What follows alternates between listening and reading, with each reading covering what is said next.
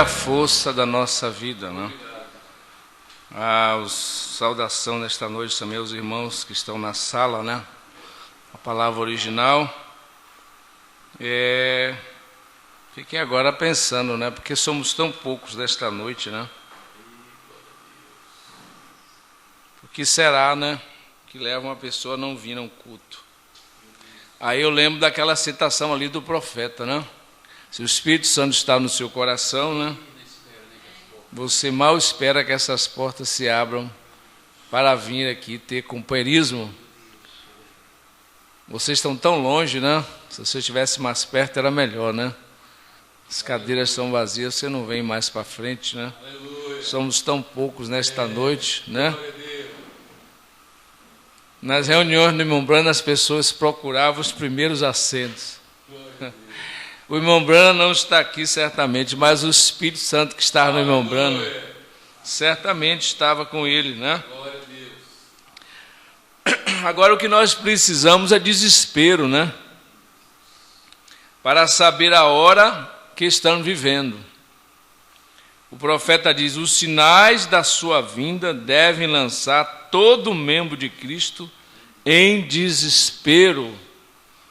Na mensagem Nomes Blasfemos, o profeta conta que a irmã Bel se preocupou saber se ela tinha ou não o Espírito Santo. E ela sonhou, teve um sonho de revelação, Deus mostrando a ela que ela realmente tinha o Espírito Santo. Mas até então ela se preocupou, ela entrou em desespero para saber se ela tinha ou não. Isso deveria lançar cada membro de Cristo em desespero, porque o profeta disse na mensagem à deidade que só aqueles saturados com o Espírito Santo irão no arrebatamento. Né? E é uma coisa, se às vezes Jesus disse: aquele que quiser vir após mim, negue-se, tome a cada dia a sua cruz e siga-me. Agora, o profeta diz assim: nós estamos na vontade permissiva de Deus. Eu chego a dizer, 90% dos cristãos hoje estão fazendo a vontade permissiva de Deus. E o problema, irmão Paulo Chagas, é que ele abençoa a gente na vontade permissiva. É verdade, é o perigo. É verdade. Oh, Jesus, ajuda nós. Mas aí nós achamos difícil fazer a vontade perfeita de Deus. Porque para fazer a vontade perfeita de Deus, primeiro você tem que passar por um processo doloroso chamado novo nascimento. É um processo doloroso de descentralizar o seu ego e colocar Cristo no trono. Por isso Paulo diz: para reinar temos que sofrer. Para Cristo reinar em mim, ele tem que destronar o eu. E para destronar o eu é muito difícil. A coisa mais difícil que o homem rende é render o Espírito. Foi a última coisa que Jesus rendeu na cruz. Ele relutou ali no Getsemane, dizendo: Pai, passa de mim esse cálice, mas não se faça a minha, mas a tua vontade. Jesus lutou para não ir para a cruz. É doloroso. A cruz não é uma coisa fácil, né? É um caminho solitário, é um caminho, o profeta dizia, é um caminho de agonia, de sofrimento, de angústia. Porque, na verdade, irmão Paulo Chaga, o espetáculo da cruz, a crucificação daqueles criminosos, era tão doloroso que levava de 3 a 6 dias para morrer. Um homem robusto, forte, levava até 6 dias para morrer. Ele morria aos poucos ali na cruz. Por isso a morte por crucificando não é uma morte rápida, é uma morte dolorosa. Paulo disse que é uma crucificação diária. É uma mortificação do eu diária, você vai morrendo aos pouquinhos. E eu penso que aqueles crucificados ali blasfemavam, xingavam, amaldiçoavam. Eles estavam fortes quando eles eram crucificados, mas à medida que as horas e os dias iam passando, eles iam perdendo sangue, eles iam ficando fracos.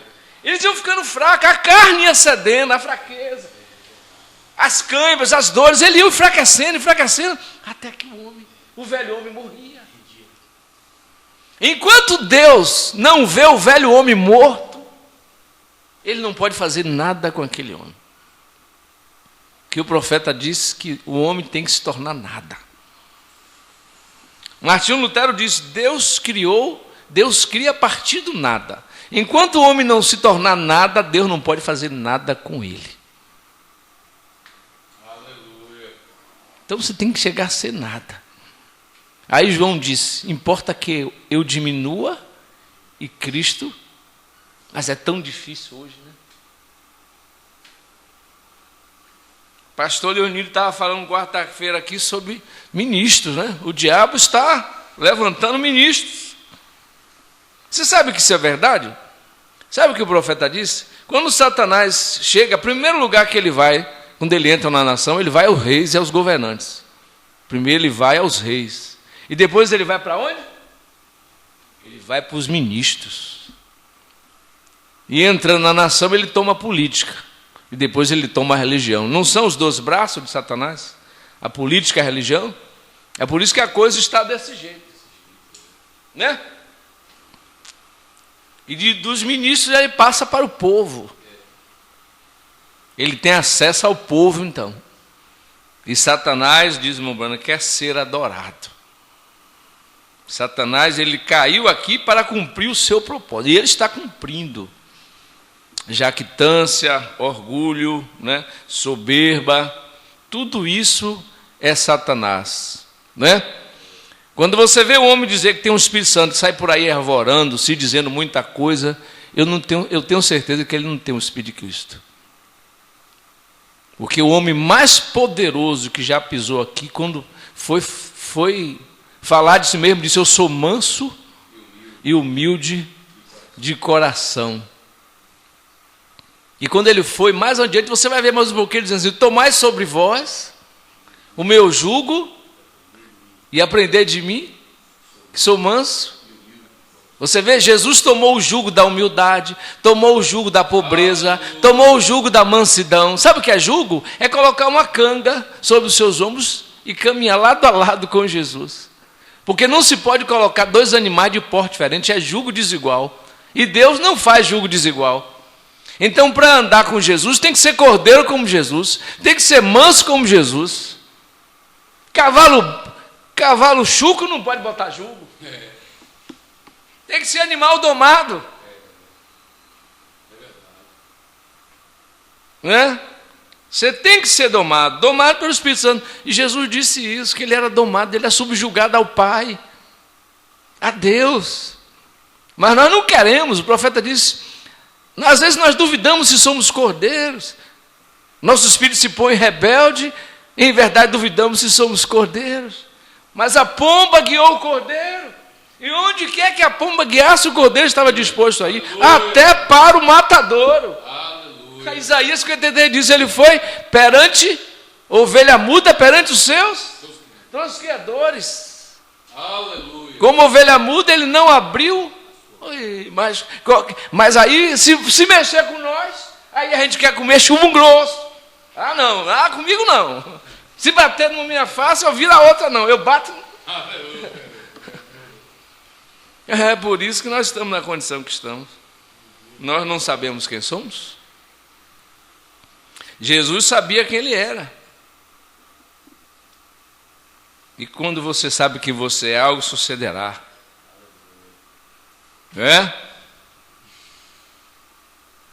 O profeta diz: eu creio que a razão pelo qual não temos desespero é porque há uma escassez de amor, o amor de Deus. Eu acho que o amor de Deus causa desespero.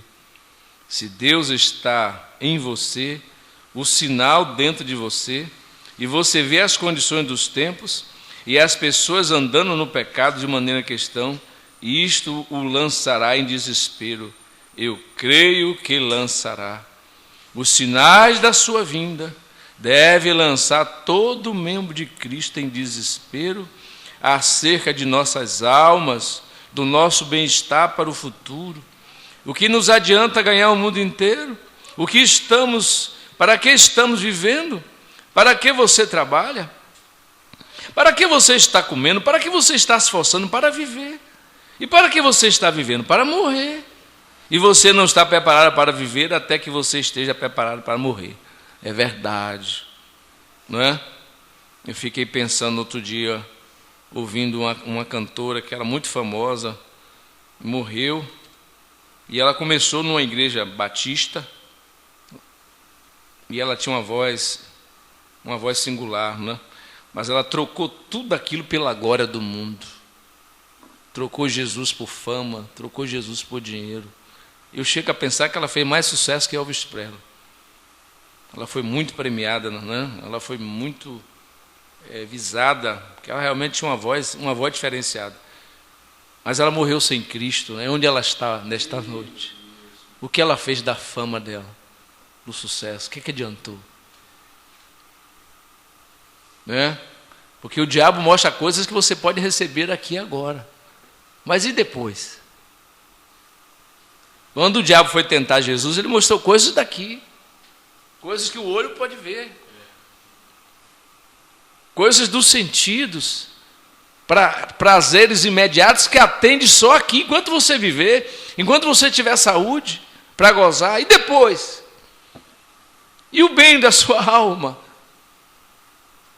Porque não importa como o corpo desce, é a condição da alma que vai à presença de Deus. Então o profeta disse, né, que nós não devemos colocar os nossos corações nessas coisas daqui, porque elas vão passar. Aleluia, né? Fixe suas lentes no Calvário. Porque o sofrimento do cristão é temporário, mas o gozo é eterno. Aleluia. O prazer do ímpio é temporário, mas o sofrimento é eterno. Nós temos tribulações, privações, mas vamos ter gozo eterno. Amém. Mas o ímpio não, o prazer dele é aqui. Alguém disse, esse é todo o inferno que o cristão vai ver. Esse mundo é todo o inferno que o cristão vai ver. E é o único paraíso que os ímpios vão ver. Ele pode viver uma vida sem dor, sem sofrimento. Mas depois que ele cair naquela quinta dimensão, ele vai esquecer tudo que ele viveu aqui. Toda a alegria dele. Aleluia. Não é? Ele pode viver uma vida de deleite, mas quando ele cair ali, misericórdia. Vocês lembram do rico da parábola, né? Quando ele chegou ali, que triste condição, né? O homem que viveu o usufruto do bom e do melhor. Aí Jesus disse que adianta o homem granjear o mundo todo e perder a sua alma, né? Você que está aqui nesta noite, você está ouvindo essa programação, né? Pense nisso. Se você não tomou uma posição ao lado de Jesus Cristo, faça isso enquanto há tempo, né? A porta da misericórdia. Davi falou no Salmo 23, ele disse, o meu cálice transborda, minha cabeça, né, está ungida, o meu cálice transborda, eu tenho uma mesa preparada, né? Então o cálice do cristão está transbordando de misericórdia, de graça. É esse o meu cálice, porque ele disse, certamente que a bondade e a misericórdia do Senhor me seguirão todas as dias. Agora, qual é o cálice que o ímpio vai sorver? O cálice da ira. E você sabe, lá em Deuteronômio 32, se não me engano, 29 em diante, está escrito que quando Deus estiver irado, o lago de fogo vai ser aceso. Porque ele disse, um fogo se acendeu na minha ira e arderá até o mais profundo do inferno. Ele vai lançar o inferno no lago de fogo, a morte no lago de fogo. Sabe quando vai acontecer isso? No dia da ira de Deus. Apocalipse capítulo 20. A morte e o inferno foram lançados no lago de fogo, a ira de Deus. Ele vai queimar todo o pecado. Tudo que for contrário à sã doutrina de São Paulo, tudo que for contrário a Deus, tudo que for imundície, todo tipo de prática. Mas você nesta noite aqui, amigo, você tem uma fonte que te limpa nesta noite. Amém. A igreja não te salva, a igreja não vai te representar, mas quem vai te apresentar sem mancha lá é o Senhor Jesus Cristo, sem culpa perante Ele. Não é? Você passa por Jesus. Jesus é o caminho. Né?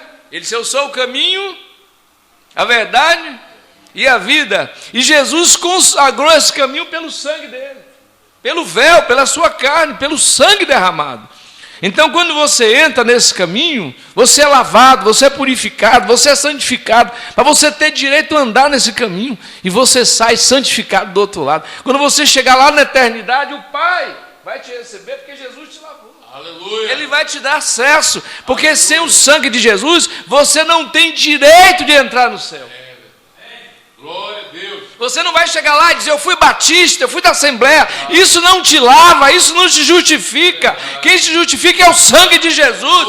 Não vá confiando numa confissão de igreja, numa placa de igreja, porque você está iludido, o diabo está te iludindo. Só tem uma coisa que te lava, que te deixa digno, é o sangue de Jesus.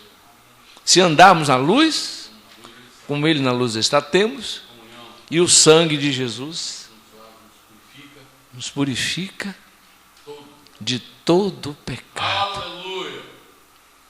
Jesus é tudo que você necessita. Jesus foi, irmã Normélia, foi de encontro a cada necessidade. Você já leu o livro de João? Jesus foi ao encontro de cada necessidade. Para Nicodemos, ele foi o novo nascimento. Ele disse: eu sou o novo nascimento. Né? Para a mulher samaritana que tinha sede, ele foi a água da vida. Para Maria Madalena, que estava encerrada pela região, ele foi a porta. Ele disse: eu sou a porta, quem entrar por mim, salvar-se-á. E ela se salvou. Aleluia. Para o jovem cego de nascença, ele disse: eu sou a luz do mundo. Quem crê em mim não andará em trevas, mas verá a luz da vida. Aleluia. E para Lázaro ele foi a ressurreição e a vida. Glória a Deus. Jesus é tudo que você precisa. Aleluia, Pai. Tudo que você precisa está em Cristo, não está em sua igreja. Glória a Deus. Mas o profeta disse: tiraram a santidade de Cristo e colocaram em alguma denominação. Tiraram a santidade de Cristo. Infelizmente. Mas o profeta William Marrombrana veio para isso, para dar a Jesus o lugar que ele merece nos nossos corações. Né? Para tirar de nós esse ídolo chamado denominação. Denominação é um ídolo. E o que o profeta vai dizer aqui: tudo que você coloca na frente de Deus é ídolo. Se a Bíblia diz assim, não faça, a Bíblia diz não, e sua igreja diz faça, então você tem fé em igreja. Você está confiando na igreja. Você está atrás de uma confissão de igreja. Você está achando que a sua igreja vai te salvar. Mesmo que a sua igreja esteja pregando contra as Escrituras. Endossando tudo que as Escrituras condenam. Mas você, sua denominação, seu pastor, se sente seguro.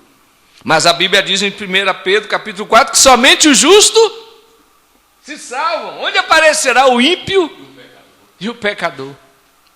O pecador é o que está lá fora, na prostituição, está esperando o carnaval para brincar, para extravasar. Esse é o pecador. E o ímpio? O ímpio é aquele que está dentro da religião, com a Bíblia, fazendo tudo errado. Praticante de iniquidade. As denominações estão cheias de obreiro de iniquidade. Jesus está dizendo, não é? Ninguém prega isso nas igrejas, mas 90% das denominações estão enquadradas em Mateus 7, 22, 23. Nem todos que me diz Senhor, Senhor entrará. Muitos me dirão naquele dia: Senhor, não fiz maravilha, não expulsei demônio, não curei, não ganhei almas, não construí igreja. Jesus disse: nunca te conheci. Aleluia. Nem sei quem são vocês. Por quê? Porque para Deus não é o que você faz, é o motivo pelo qual você faz. Deus te julga pelos seus motivos. Deus te julga pelo coração, pela intenção. Não basta estar certo na doutrina, você tem que estar certo no seu espírito, no seu coração. Tem que estar na doutrina correta com o espírito correto. O profeta diz: eu prefiro estar errado em minha doutrina e certo no meu espírito, que certo no meu espírito e errado em minha doutrina. Você vê a diferença, que Judas estava na doutrina certa, mas com o espírito errado. Aí Jesus tirou Judas e colocou no pensamento de Deus, era quem? Era Paulo. Porque Paulo estava com o espírito certo na doutrina errada. Mas aí Paulo, como era sincero, foi para a doutrina certa. Aí nós temos Paulo com a doutrina certa, com o espírito correto. Aleluia. Porque Deus se julga pelo coração. Você é aquilo que é no coração. Alguém disse, você é aquilo que ama, né? Jesus disse, onde está o teu tesouro? Aí está o seu coração. Amém. Né? E o profeta diz, não importa quanto você testifique, sua vida fala mais alto que suas palavras. De maneira que você é aquilo que faz, né? Aquilo que você faz te define. Você é a soma dos seus hábitos. Vigie seus pensamentos, que eles se tornarão em palavras. Vigie suas palavras, que eles se tornarão em atos. Seus atos se transformarão em hábitos. Seus hábitos moldam seu caráter. E seu caráter decide seu destino. E se você é um cristão, os hábitos de um cristão te seguem. Aleluia. Não é? Eu fico impressionado com Abraão. Não tinha Bíblia, não tinha pastor, não tinha congregação, mas como Abraão ordenava o seu caminho, né? Como o espírito de Abraão era alinhado com o espírito de Deus. Deus dizia, faça isso, Abraão, Deus fazia. Faça isso, Abraão, Deus fazia. Faça isso. E Abraão fazia. E nós com Bíblia, com mensagem, a gente não acerta. Nós vimos desencaminhando, meu Deus. E temos congregações, temos pastores, temos encontros, temos Bíblia, e temos mensagem, temos tanta coisa e a gente não acerta.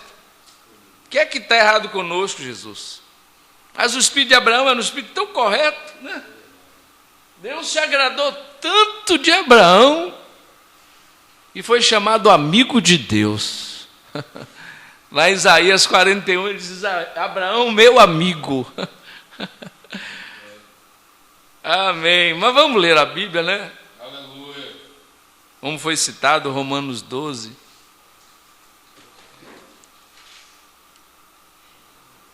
Eu não vou pregar nenhuma novidade. Somos poucos aqui nesta noite, né? Mas vamos discorrer um pouquinho sobre a mensagem. E vamos pensar o que é que Deus quer de nós, né?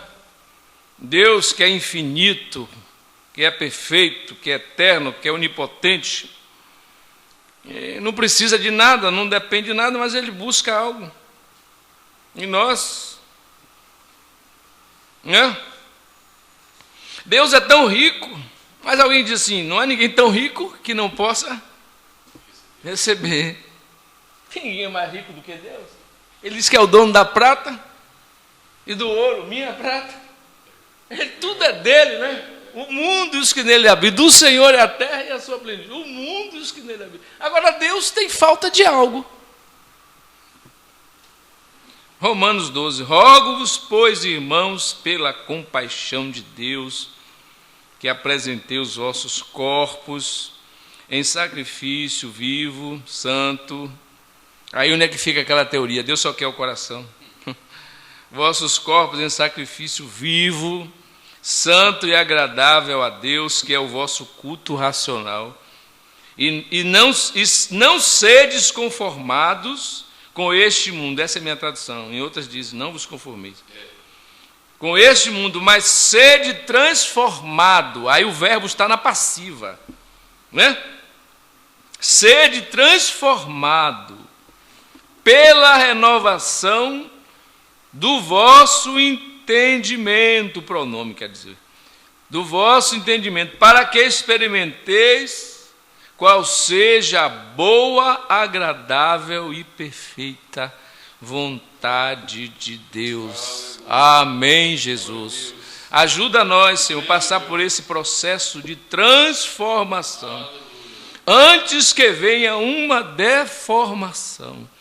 Deus, existe dois partidos, existe dois espíritos, diz o profeta. Um vai nos transformar e o outro vai nos deformar. se nós nos sujeitarmos ao Senhor, à sua palavra, o Senhor vai nos transformar. Mas se nós resistirmos a Deus, então o diabo irá nos deformar do que somos, do que devemos ser para o que não devíamos. Ó Deus, ajuda a tua igreja, Senhor, a entrar nesse processo, nesta metamorfose, nesta hora, Senhor, tão difícil, que os nossos entendimentos sejam abertos. Amém. E sejamos ajudados. Ajuda o pregador, Senhor, em benefício da tua igreja, aleluia, da tua congregação, Senhor, e de todos aqueles que nos ouvem nesta noite. Amém. Em nome de Jesus. Aleluia. Amém. Podeis assentar, meus preciosos. Olha, aleluia.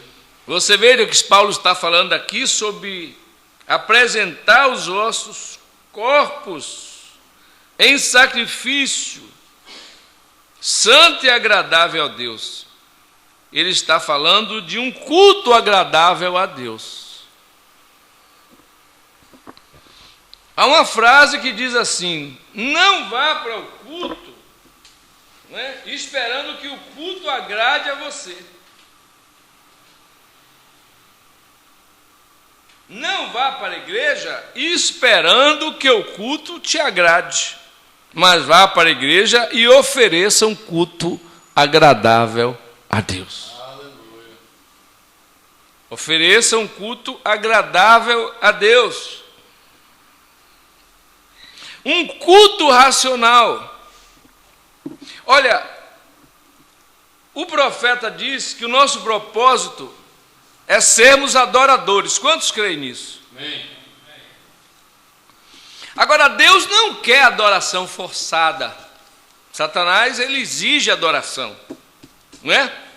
O exemplo daquele de Nabucodonosor forçou os jovens hebreus.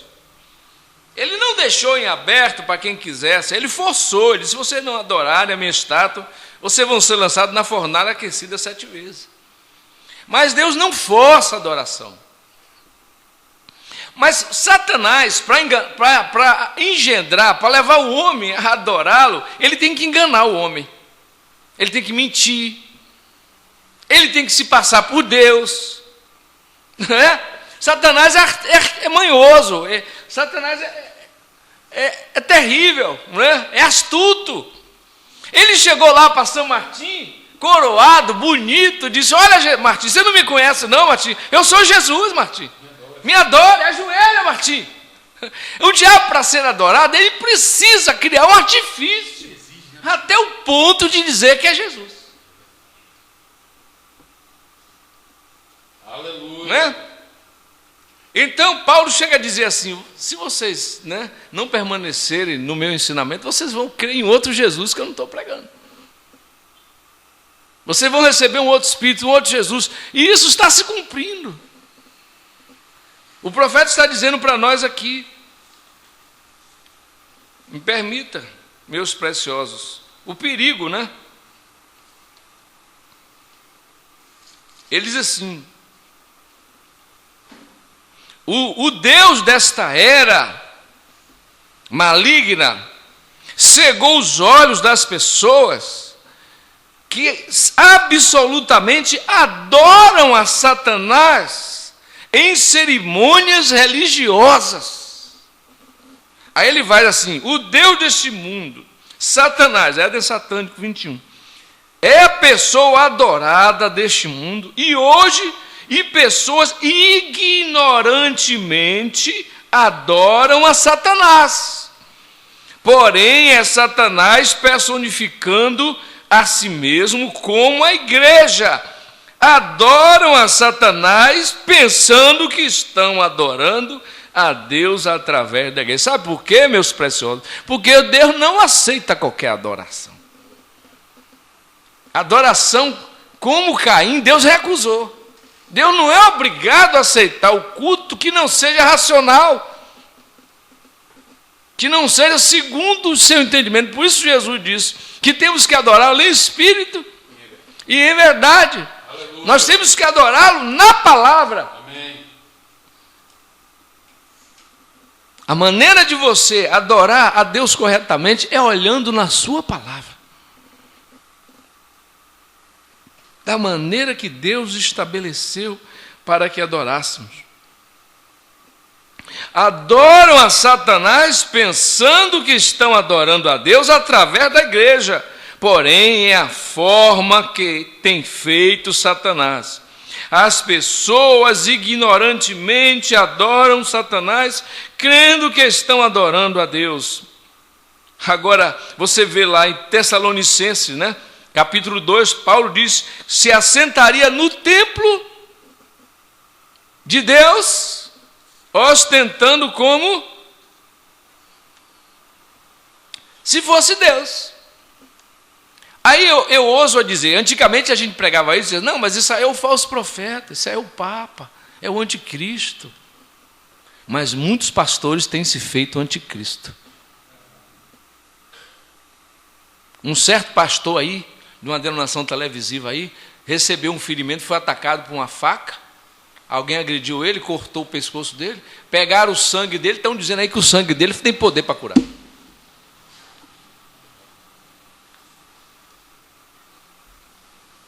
É água milagrosa, é água do Jordão, é o banho de Naamã, tudo isso é idolatria. A água não tem poder de curar. Quando Eliseu mandou Naamã se lançar 7 vezes no Jordão, ali não era água não, ali era a palavra do Senhor. Se outro se jogasse, não daria o mesmo efeito. Aleluia. Porque a cura estava na palavra. Jesus mandou o moço ir no tanque se levar, porque foi Jesus que mandou. Se outro fosse, não adiantava. A água não tem poder nenhum de curar. Mas eles fazem disso negócio, cambista do evangelho. Mas o profeta está dizendo aqui, Satanás faz isso. O Deus dessa era maligna cegou os olhos das pessoas que absolutamente adoram a Satanás em cerimônias religiosas.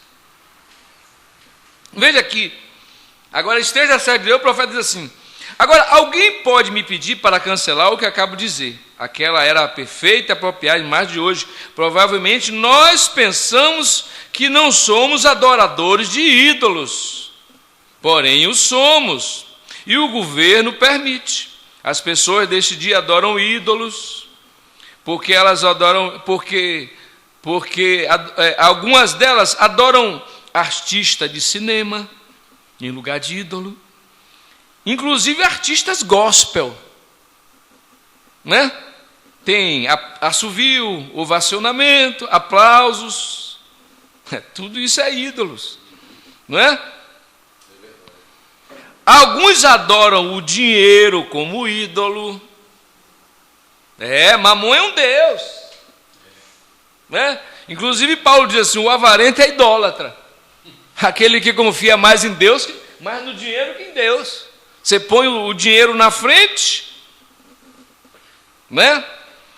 Eu te garanto que se você não dá dízimo, você pega seu salário, você usa ele 100%. Mas eu com meus 90% eu sou mais abençoado do que você com seu 100%. Eu creio nisso. Não é?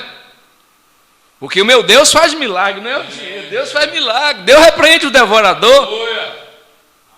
Você não gasta dinheiro com remédio, né? O Salmo 128 diz o quê? Eis que assim será bem-aventurado o homem que teme a sua mulher videira frutífera, teus filhos à roda da tua mesa. O que é isso? Filho da roda da mesa é filho com saúde, comendo do que você come, né? Pode comer de tudo, criança com saúde junto na mesa comendo, aí não pode, está tomando soro, o outro está ali que tem que tomar pela veia porque não tem saúde, está doente. Isso é falta da bênção de Deus. Aleluia. É falta de confiar no Senhor. Agora, dízimo não salva, mas todo salvo dizima, né? Amém. Você não dizima para ser salvo, você dizima por ser salvo. Aleluia. Né? Todo filho de Abraão é dizimista. Né? Porque com maldição sois. E todo filho de Abraão é abençoado. Amém. Ninguém pode amaldiçoar o que Deus abençoou. Amém. Não é verdade? E se filho de Abraão é abençoado, ele não pode ser um dizimista, porque Deus falou, a maldição sois amaldiçoados, porque me roubais. Aleluia. Eu sou filho de Abraão. Amém. Eu sou abençoado, você é abençoado. Aleluia. Aleluia. Graças a Deus. Né? É o lugar que a Bíblia diz para você fazer prova de Deus.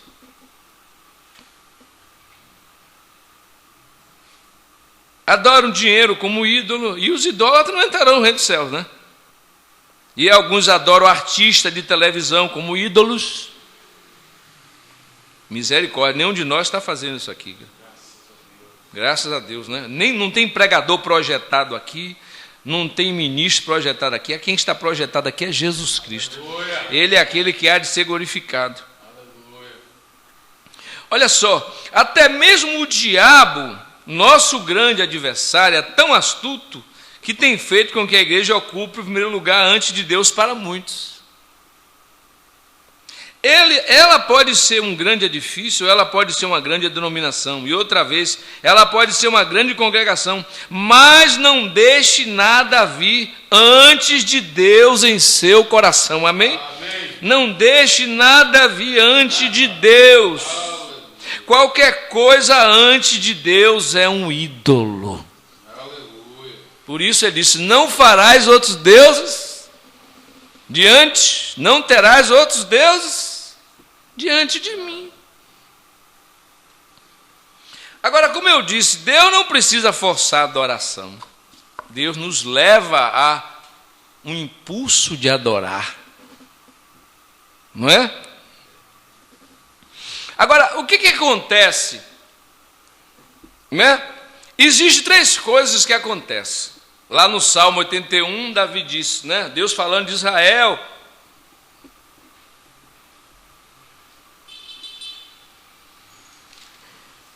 O Salmo de Davi, ele está recheado, né? De expressão, de adoração, de gratidão, não é? Davi foi um homem de muitas dores, muitas angústias, mas ele teve muitos livramentos.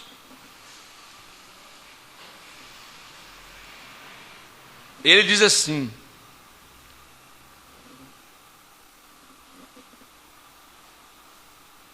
aleluia. Deixa eu ver se é isso mesmo.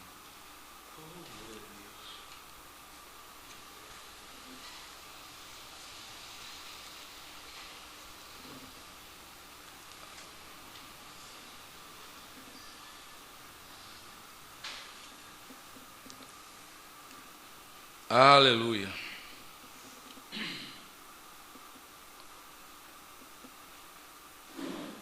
Clama-me e respondeste. Clama-me na tua angústia e eu te livrarei e tu me glorificarás. Você sabe, Deus ama ser adorado? Você já viu o profeta dizer isso?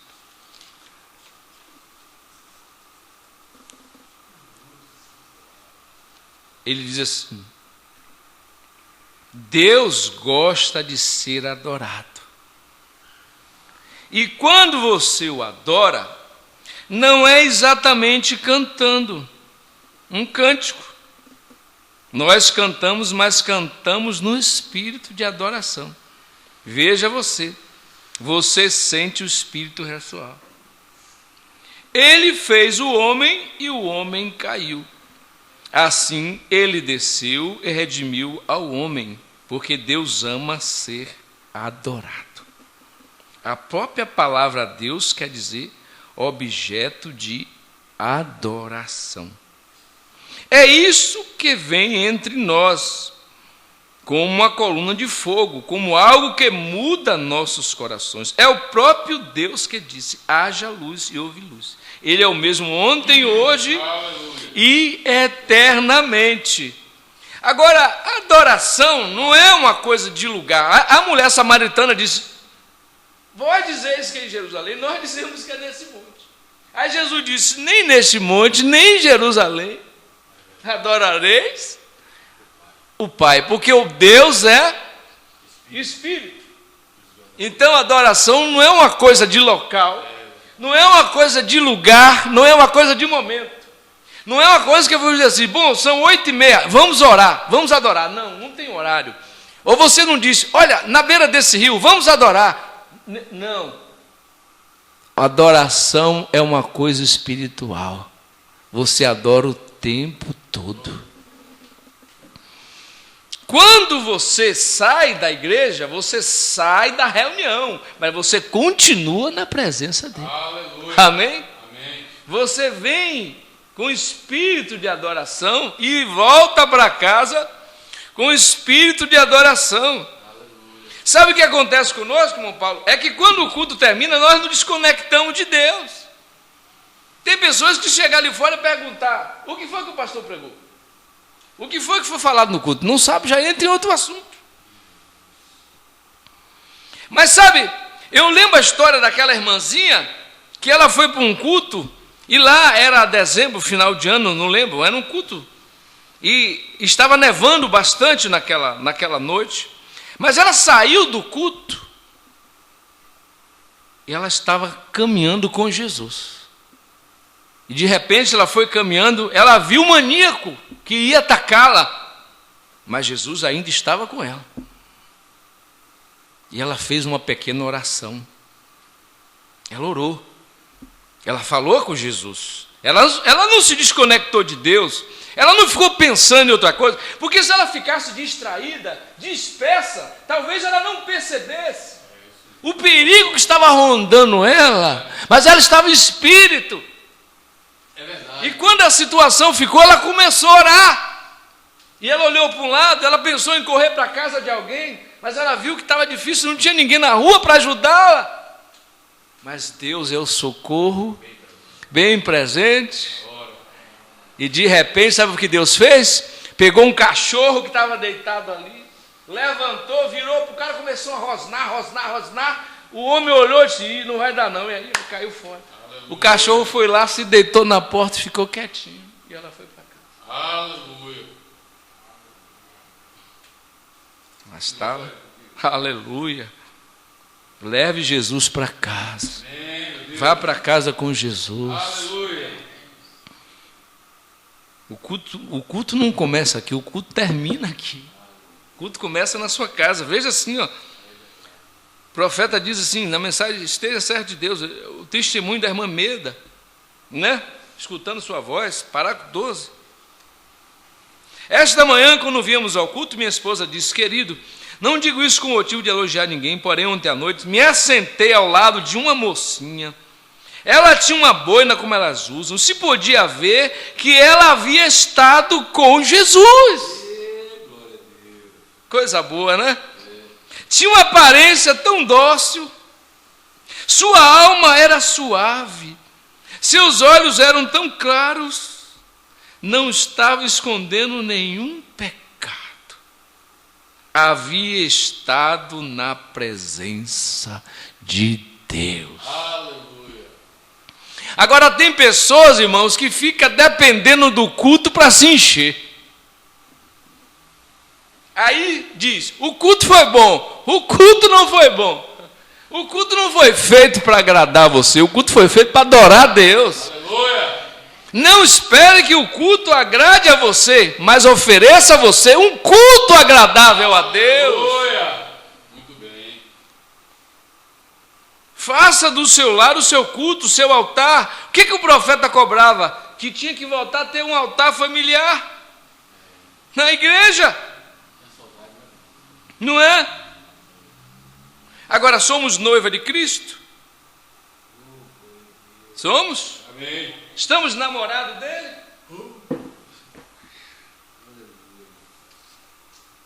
Você sabe o que é adorar? Adorar é elogiar. Adorar é amar. Você sabe o que o profeta disse? Deus quer que a igreja o ame. Você o ama? Amém. Deus quer que a igreja o ame. E nós temos motivo para amá-lo. Porque o profeta diz que tudo, meus preciosos, é um caso de amor. Nós estamos envoltos nesse amor divino. Quer ver? Todo o cristianismo está envolto em um grande caso de amor. Vê? Sem amor, o amor é a coisa mais perfeita que existe. Deus é amor. Amém. E aqueles que amam são de Deus. Não é? Nós temos que entrar véu adentro. Nós temos que sair da atmosfera deste mundo.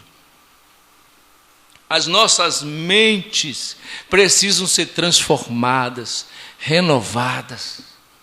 A mente que estava em Cristo tem que estar em nós. Veja o que o profeta diz.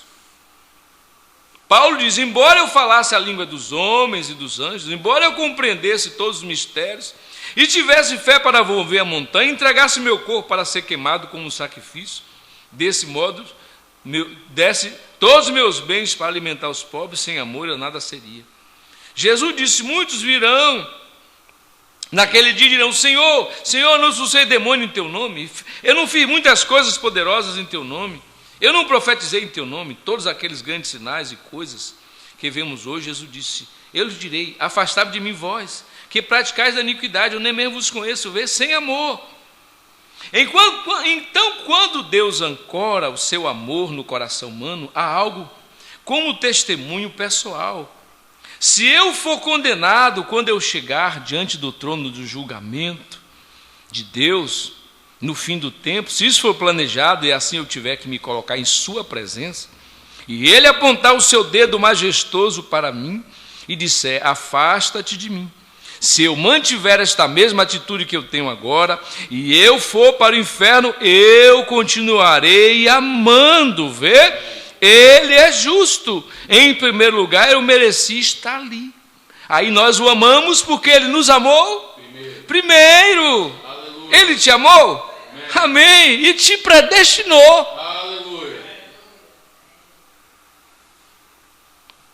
Agora ele diz assim: se não houvesse nenhum céu, se não houvesse nenhuma recompensa, eu continuaria a querer ser um cristão. Está vendo?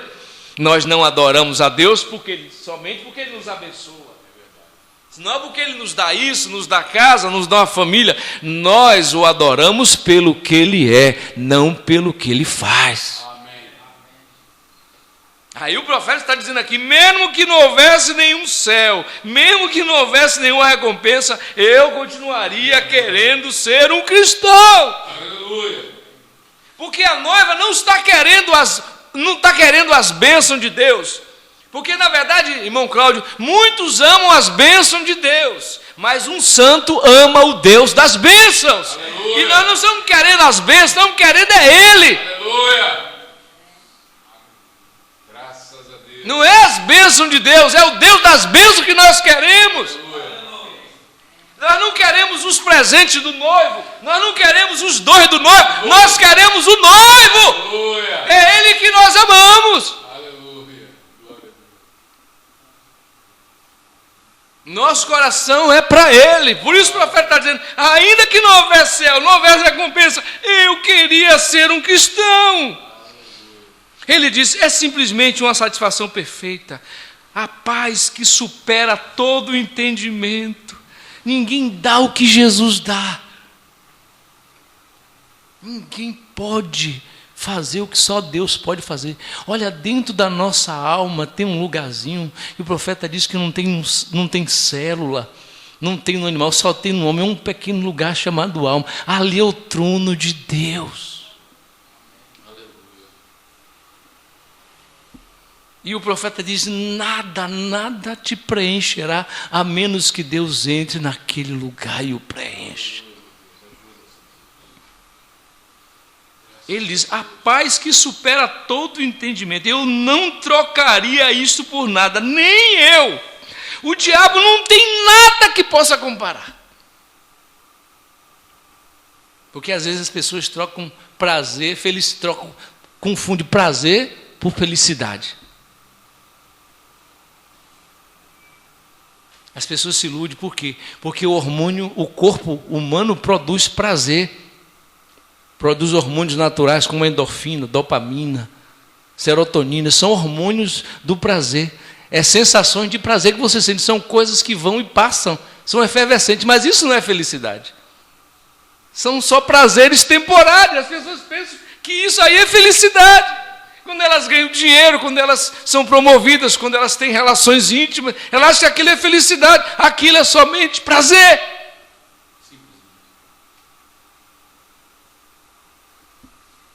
Mas a paz que Jesus dá, aleluia, glória a Deus. Aí você vai ver o seu quadro da paz, né? Aquele passarinho lá, cantando naquele galho em meio à tempestade. Esse é o quadro da paz. Glória. Glória a Deus. Né?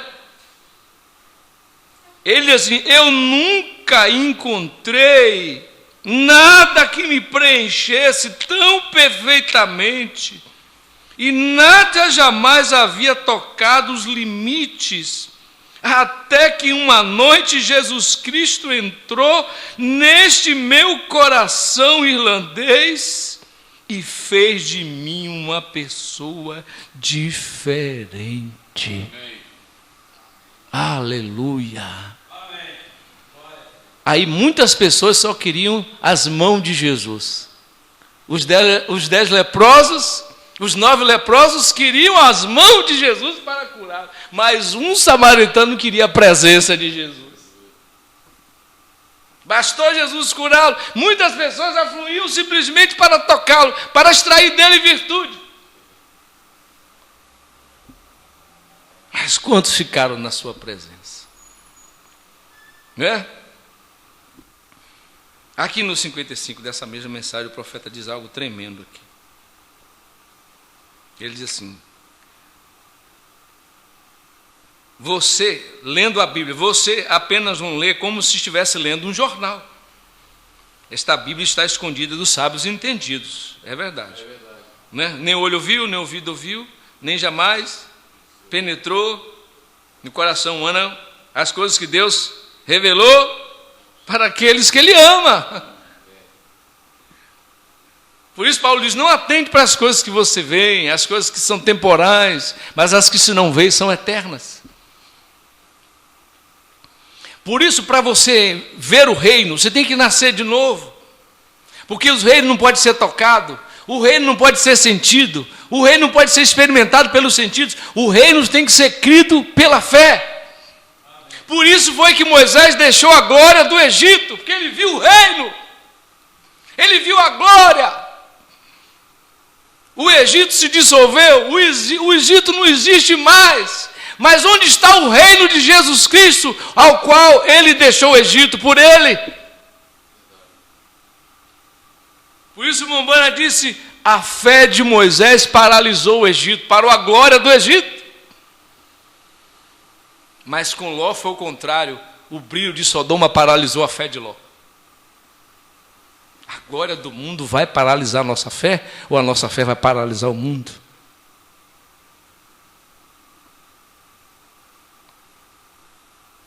Esta Bíblia está escondida dos sábios entendidos, não importa quão grande seja a sua escola, você nunca saberá nada a respeito de Deus, até que você se apaixone por Deus. Você tem que ler as entrelinhas. Eu disse aqui uma vez, a mensagem de William Branham, sabe o que é? É uma carta de amor de Jesus Cristo para a sua noiva. Amém. É uma carta de amor. Sabe como isso funciona? Vamos voltar um pouco atrás no tempo, quando não tinha telégrafo, quando não tinha SMS, não tinha zap, não tinha rede social.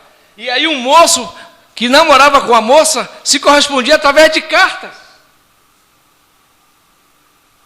E quão feliz ela ficava quando recebia mais uma carta daquele moço. O coração dela fazia uma festa. Mamãe, recebi mais uma carta daquele moço. E quando ela lia, os olhos dela brilhavam, sabendo que ela era aquele dia dele. Aleluia! É? Aleluia! Agora imagine o contrário, aquela moça não tivesse apaixonada por aquele moço. Aí a mãe dizia dizia assim: minha filha, chegou uma carta aí daquele moço. Ah, mãe, depois eu leio. Ah, estou sem tempo, mas depois eu leio. Aí a mãe liga para ele: olha, moço, a minha filha não quer casar com você. A minha filha não está enamorada de você. Eu acho melhor você desistir dela. Mas é assim conosco. O profeta está dizendo aqui: se você estiver enamorado, se você estiver apaixonado por Deus, você quer casar com Ele. Aleluia. Amém. Eu pedi aqui, irmão Paulo, leia aí o Salmo 45, 10 e 11. Quando recebo uma carta da senhora Brana, ela diria: querido, eu te amo muito, estou pensando em você.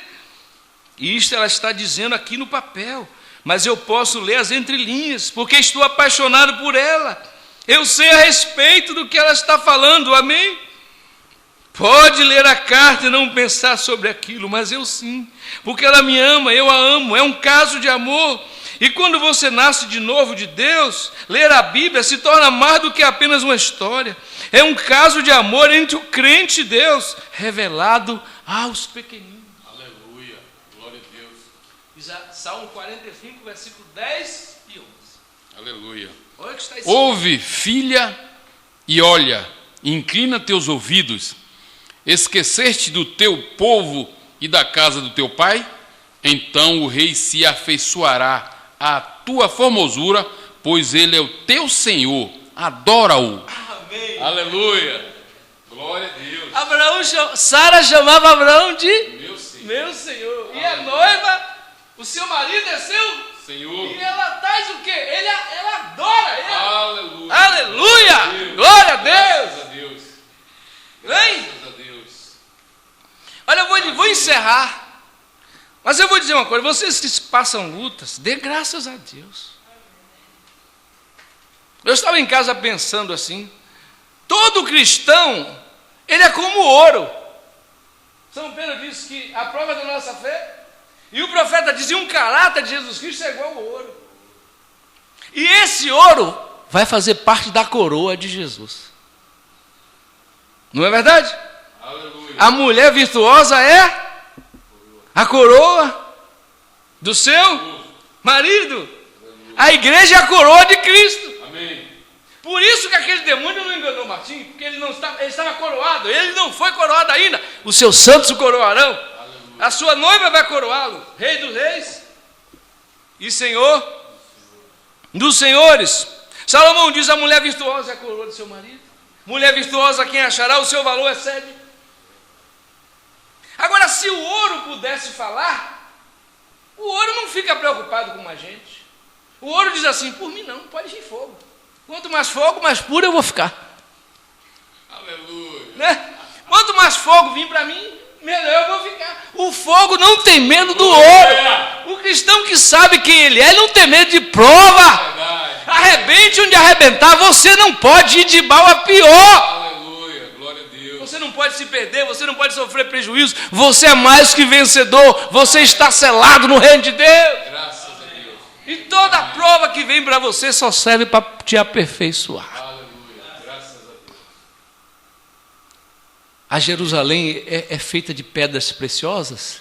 É a noiva de Jesus Cristo. E essas pedras preciosas, você sabe que uma pedra, um rubi, não tem valor se não for lapidado? Um diamante não tem valor se não for lapidado? Seu espírito está sendo aperfeiçoado. Para que você possa ser digna de ser chamada a noiva do Cordeiro. Amém. E você ir para o céu para adorá-lo, se prostrar, Aleluia. né?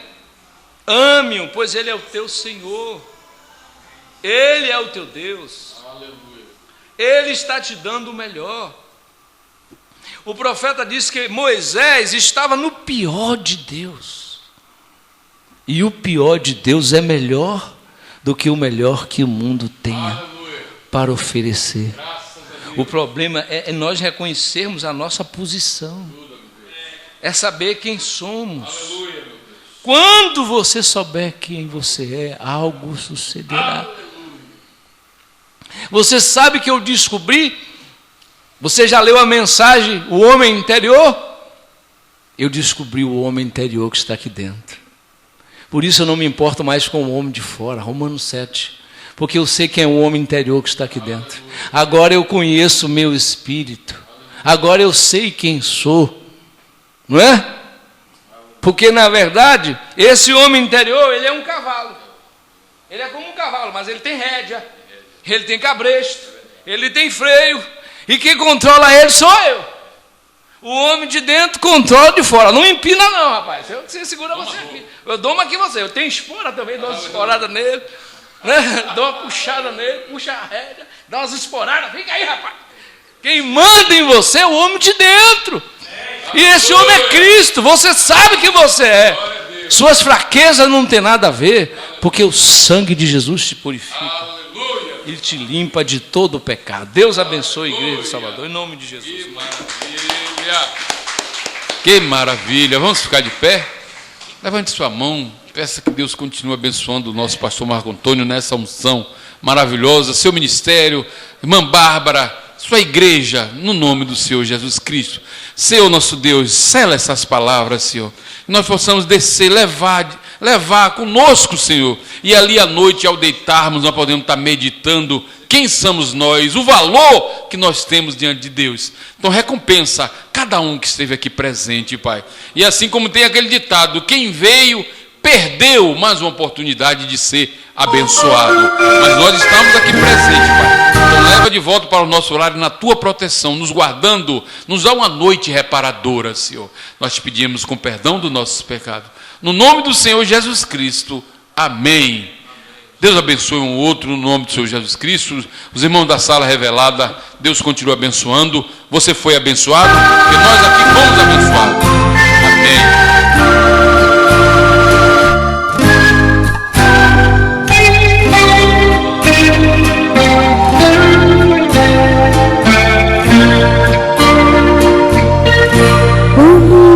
Chegar no céu, não mais verei os desencantos que passo aqui. Verei a glória que brilhará no rosto de Cristo, a luz do meu Deus. Sião celeste, mansões divinas, família unida em volta de Cristo.